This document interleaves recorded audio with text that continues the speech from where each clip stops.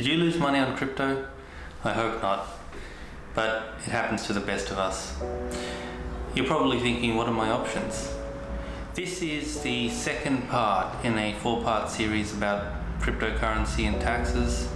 I'm Ahmed. I ran a tax case against the tax office on Bitcoin. If you read the judgment of the case on its own, it doesn't tell you much.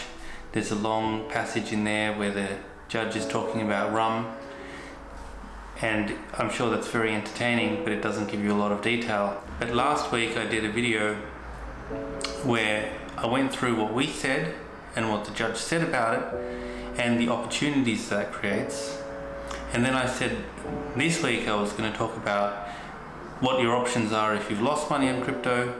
Then I was going to do another part next week where I talk about what your options are if you've made money on crypto. And then the fourth week, part 4, I was going to talk about what opportunities there might be in terms of, how the rules work, and dive into a lot more detail about the court case. Let's get into what happens if you've lost money on crypto, because that does happen. Some people do lose money on crypto, and the first thing they ask me, but that's just because I happen to be in tax, is can I claim this on my taxes? And the answer is that is possibly yes, and it depends on the situation.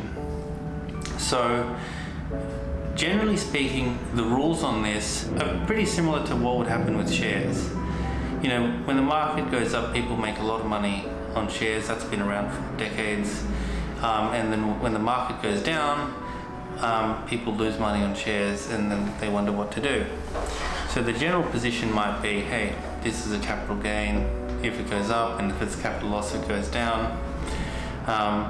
If it goes up and you look like you're sophisticated, then it might be a case of it's actually not a capital gain, it's a revenue gain. You don't get a capital gains discount. But equally, if you're actively trading and it's sort of in the form of a business, then potentially when you lose money, it's a revenue loss, which can then be applied against your other income. The big picture, I would probably say a couple of things. The first is that if you've got a loss from just holding the asset and just being a very, very passive investor, then you probably are in capital loss territory. If you've been actively trading, looking at opportunities, having some kind of business-like method for your trading, then you might be on revenue account, which means that you might be able to claim it as a tax deduction against your other income.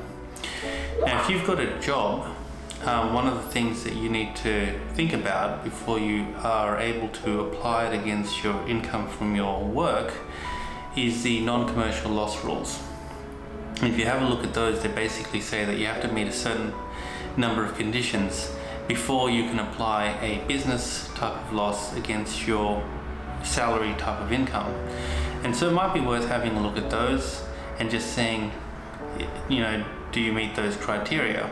Because if you don't and you have a revenue loss, it's actually worse, because the loss actually gets parked to the side, and the only time you can claim those losses against your taxes is if that same business that you're running essentially starts to generate a profit, and then you apply the loss from a previous year against the future year gain. So those would be the 2 tips, just to make sure you fully understand where you stand and what your tax position is.